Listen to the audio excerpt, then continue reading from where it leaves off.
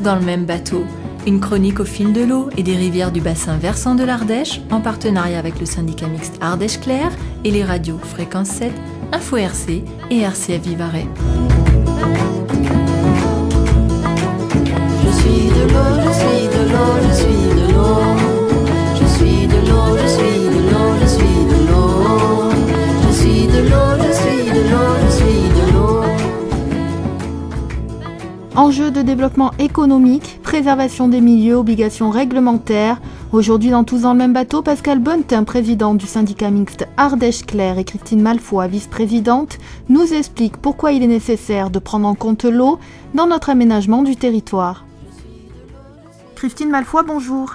Bonjour. Expliquez-nous s'il vous plaît pourquoi certaines collectivités engagent une réflexion pour réviser leur plan local d'urbanisme.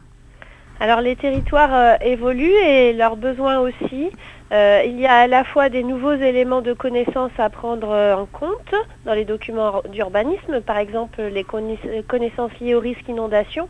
Et puis il y a aussi des obligations réglementaires de mise en compatibilité, c'est-à-dire que le document local communal doit être compatible avec des documents de taille supérieure, donc notamment, on va dire le SAGE, le schéma d'aménagement et de gestion des eaux, les plans locaux d'habitat, et puis il doit aussi être en conformité avec la loi Grenelle, par exemple. Aujourd'hui, l'eau doit donc être prise en compte dans les plans locaux d'urbanisme, mais qu'est-ce que cela implique pour les communes et leurs habitants ? Alors le PLU, c'est en fait le règlement qui s'occupe de l'occupation des sols, autrement dit des permis de construire. Donc par le PLU, qui est un bel exercice d'organisation de la vie locale, on gère évidemment les interdictions de construire dans les zones à préserver, exemple les zones où il y a un captage d'eau potable, les zones humides, les zones d'intérêt écologique majeur, mais aussi les zones exposées à des risques comme le risque inondation. Le PLU peut également fixer des règles de construction par rapport à ce risque inondation, notamment en imposant la surélévation des bâtiments. Monsieur Bonnetin, bonjour. Bonjour. Est-ce que vous pouvez nous expliquer le lien entre eau et aménagement du territoire ? C'est un lien qui est évident, c'est-à-dire qu'à un moment, quand les gens posent un permis de construire, les principes de base, c'est de dire que pour donner un permis de construire, il faut qu'il y ait de l'eau, il faut qu'il y ait un assainissement, il ne faut pas qu'elle soit en zone inondable. Donc l'intérêt, c'est que déjà l'eau, elle est fondamentale pour donner un permis de construire. Donc l'enjeu de l'aménagement du territoire, il est bien sûr lié au risque, mais aussi à de la biodiversité. C'est pour ça qu'aujourd'hui, nous, on a fait un document qui s'appelle le SAGE, le schéma d'aménagement de gestion des eaux. Le SAGE est bien sûr un document, un document réglementaire sur l'eau, mais parallèlement, les élus du secteur ont aussi fait ce qu'on appelle un SCOT, un schéma de cohérence de territoire, c'est-à-dire qu'à un moment, il prend en compte non seulement les transports, non seulement les facteurs industriels, mais aussi les modes d'urbanisation. Et ça, c'est important dans une zone touristique qui est quand même en plus en développement, où en fait on a des espaces protégés, puisqu'on a 15 sites Natura 2000 dans notre bassin versant, notre Sud-Ardèche, pour ainsi dire, notre Ardèche méridionale. On a une réserve naturelle, une réserve régionale, et tout ça, donc des espaces de biodiversité qui sont exceptionnels.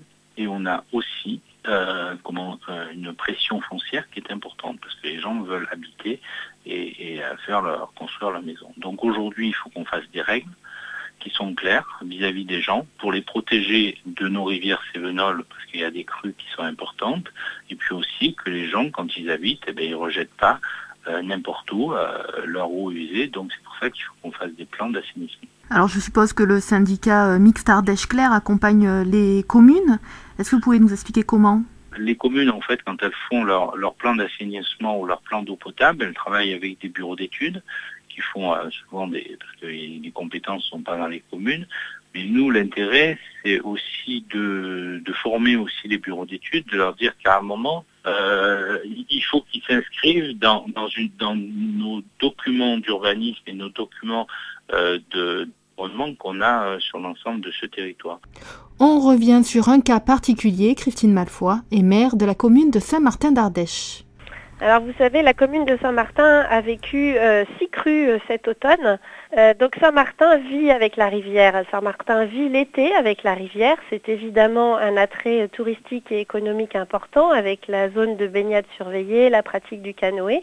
Et puis c'est aussi un événement parfois un peu contraignant, donc les crues, mais que l'on sait a priori gérer grâce à nos habitudes de terrain.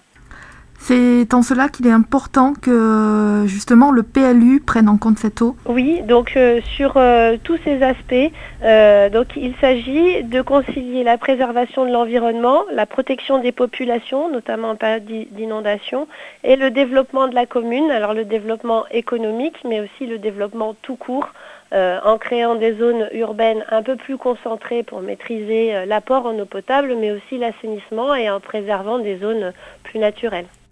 Et bien sûr, l'un des projets qui marque considérablement l'aménagement de notre territoire, c'est l'ouverture de la caverne du Pont d'Arc qui oblige de nouveaux aménagements tout en veillant à la préservation des milieux. C'est vrai qu'aujourd'hui, avec la pression des gens qui viennent du tourisme et la pression foncière qu'on a, on a bien sûr des enjeux d'eau potable. Il faut faire attention et bien équilibrer, harmoniser, parce que même si les gens ont de l'argent et ils veulent construire, l'Ardèche, c'est un patrimoine assez exceptionnel de biodiversité, que si leur permis de construire est refusé, ça peut être aussi logique, parce qu'il y a aussi une volonté politique de ne pas faire n'importe quoi et de rendre toujours ce territoire ardéchois attractif. C'était Tous dans le même bateau, une chronique réalisée en partenariat avec le syndicat mixte Ardèche Claire. Je suis de l'eau, je suis de l'eau, je suis de l'eau.